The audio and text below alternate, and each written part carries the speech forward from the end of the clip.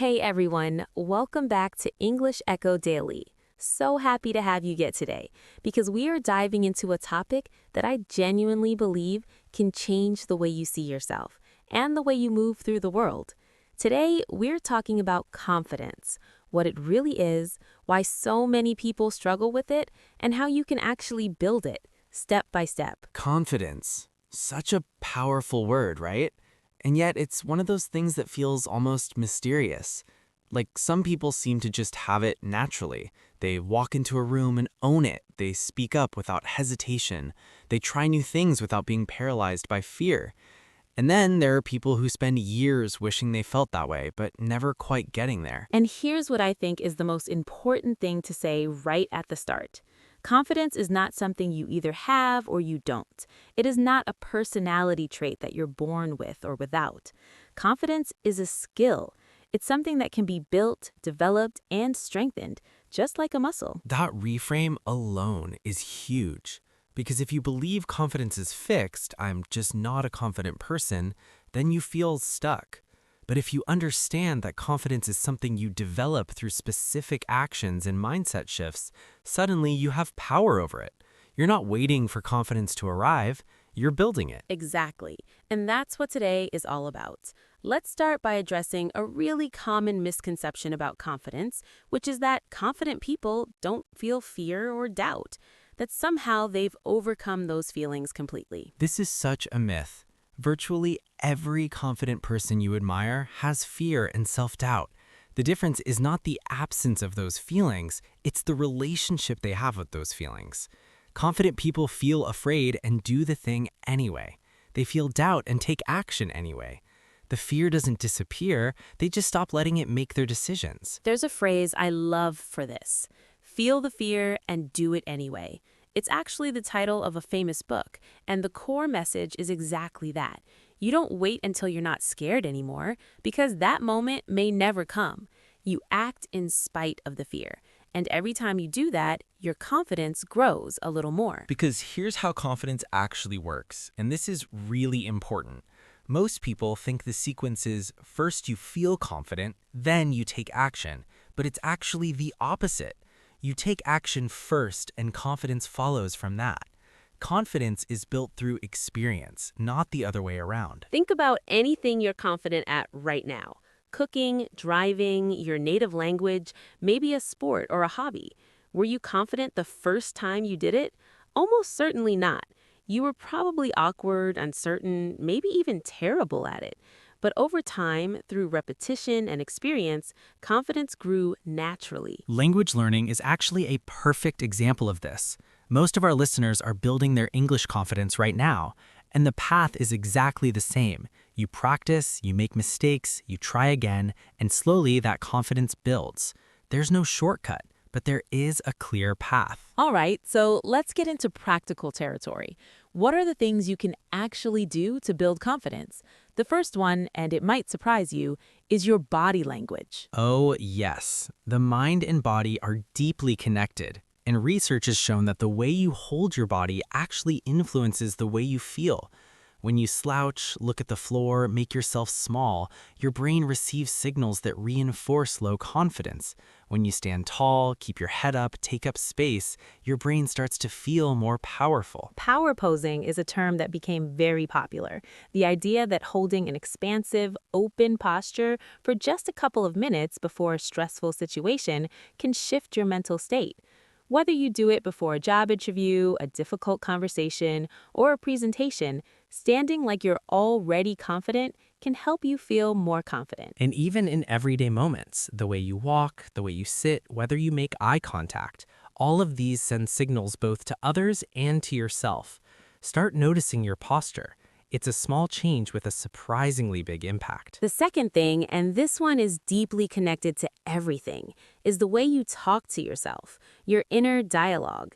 That constant stream of thoughts running through your head about who you are, what you're capable of, and what you deserve. For a lot of people, that inner voice is incredibly critical. You're not good enough. You're going to fail. Who do you think you are? Everyone else is better than you. And the cruel thing about this kind of self-talk is that we often say things to ourselves that we would never dream of saying to a friend. That's such a powerful observation. If a friend came to you and said, I'm thinking about applying for this job, but I'm not sure I'm qualified enough, would you say, you're right, you're probably not good enough, don't bother? Of course not. You'd encourage them. You'd say, you should absolutely go for it. You have so much to offer. So why do we not give ourselves that same kindness? The practice of talking to yourself the way you would talk to someone you love, this is sometimes called self-compassion, is one of the most powerful confidence builders there is. And it doesn't mean being delusional or ignoring your weaknesses. It means being honest and kind at the same time. I'm still learning this, and that's okay. I made a mistake, and I can do better next time. This is hard, but I'm capable of figuring it out. Honest, realistic, and compassionate.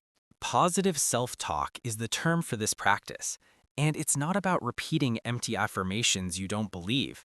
It's about consciously choosing more constructive, accurate thoughts to replace the destructive automatic ones. The third strategy for building confidence is stepping outside your comfort zone, regularly and intentionally.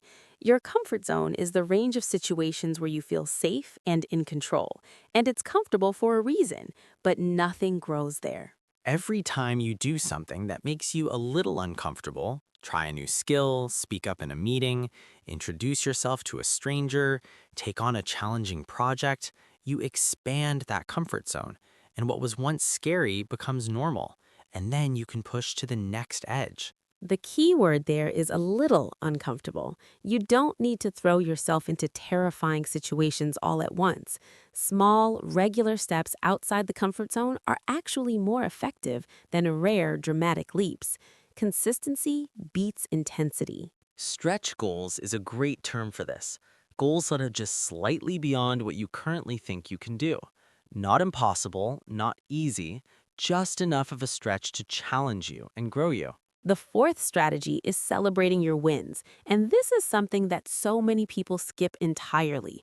We have a tendency to quickly move on from successes and dwell on failures, but your brain needs evidence that you are capable. You have to consciously feed it that evidence. Keep a wins journal, literally a notebook where you write down things you did well, challenges you overcame, moments where you surprised yourself. It doesn't have to be dramatic wins. I spoke up in a meeting today. I finished that task I'd been putting off. I had a whole conversation in English and understood everything. These all count.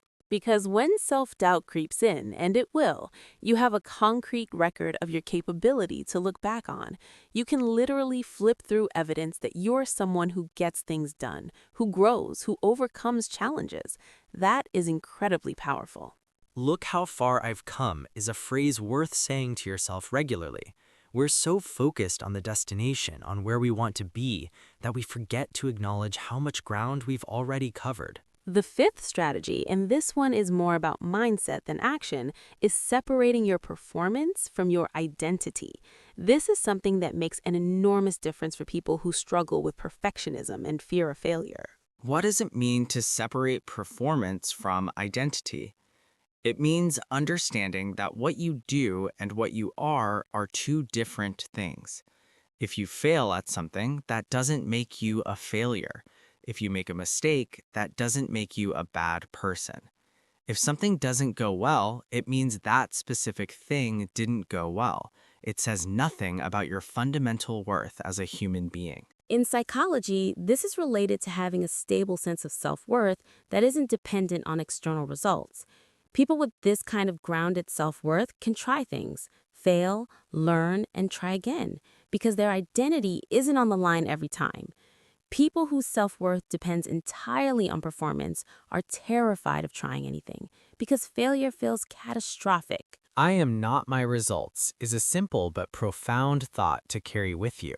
Your results are feedback. Your identity is something much deeper and more stable than any single outcome. Let's also talk about confidence in social situations specifically, because this is where a lot of people feel it most acutely. Meeting new people, speaking in groups, going to events alone, navigating new social environments. One thing that helps enormously in social situations is shifting your focus from yourself to others. When we're anxious socially, we become very self-focused. How do I look? What do they think of me? Am I saying the right things? And that self-focus actually makes us more awkward, not less. But when you shift your attention outward, genuinely focusing on the other person, being curious about them, really listening to what they're saying, two things happen. First, you stop monitoring yourself so much, which relaxes you.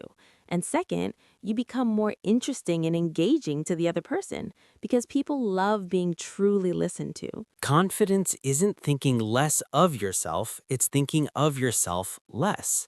I love that quote because it reframes confidence not as arrogance or self-promotion, but as the ability to get out of your own head and be fully present with other people. And finally, surround yourself with people who lift you up.